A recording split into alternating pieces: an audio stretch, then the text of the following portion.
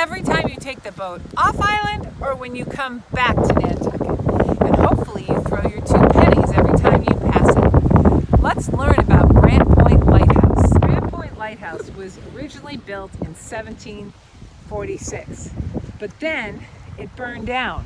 So it was built again in 1759, and it had to be rebuilt again in 1774. It blew down, and then it was in such bad shape that eventually it just fell apart and they had to rebuild it again.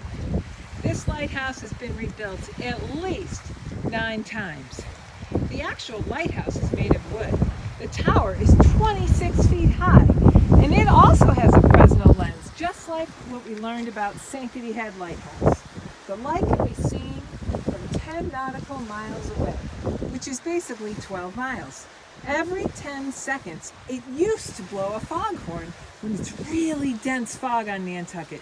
But now, Brant Point runs on a computerized system that took the foghorn sound away, which is kind of a bummer because a lot of us Nantucketers love to hear that foghorn. It still shines a red light every 10 seconds, and it's an important landmark because every boat passes Brant Point as they come into Nantucket and as they're leaving.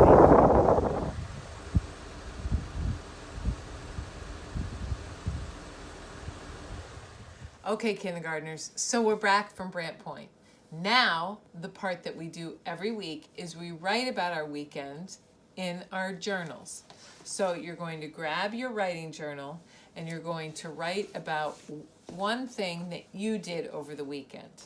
So for me, you know that I went to Brant Point. So I drew Brant Point and I drew myself in the picture. And now I'm going to write about it. And I'll start with I, our sight word I, and then finger space, went. That's a word that your family can help you with, someone in your household. I went, finger space, to, and then I'm going to write Brant Point Lighthouse. Now, Brant Point is a proper noun, just like your name. So I will write the word Brant Point with an uppercase letter in the beginning because it's a proper name. Brant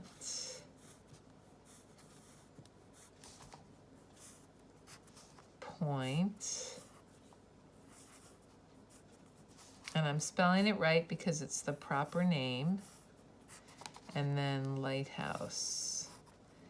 And lighthouse is one of those compound words that needs to be written together. Light and house need to be made as one. So that's the word light, and here's the word house. I went to Brant Point Lighthouse. And then I could make a comment about it, and I think I'm going to say it was windy, because as you saw in the video, it was very windy.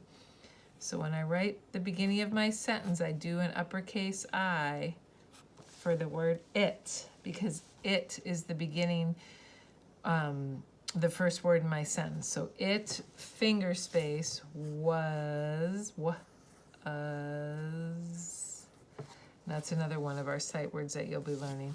And then I'm going to sound out the word windy and do it in kindergarten spelling. What is that W?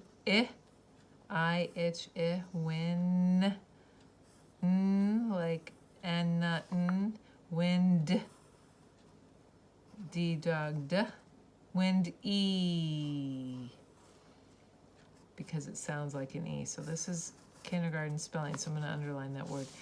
And did you notice what I forgot to put at the end of my sentence? Did you say a period? You're right. I put a period. So remember, when you do your writing, start your sentences with an uppercase letter, put a period at the end of your sentence, and make sure you have finger spacing. And include as many details as you can in your picture. Okay, your teachers and I can't wait to see what you're doing for your weekend news.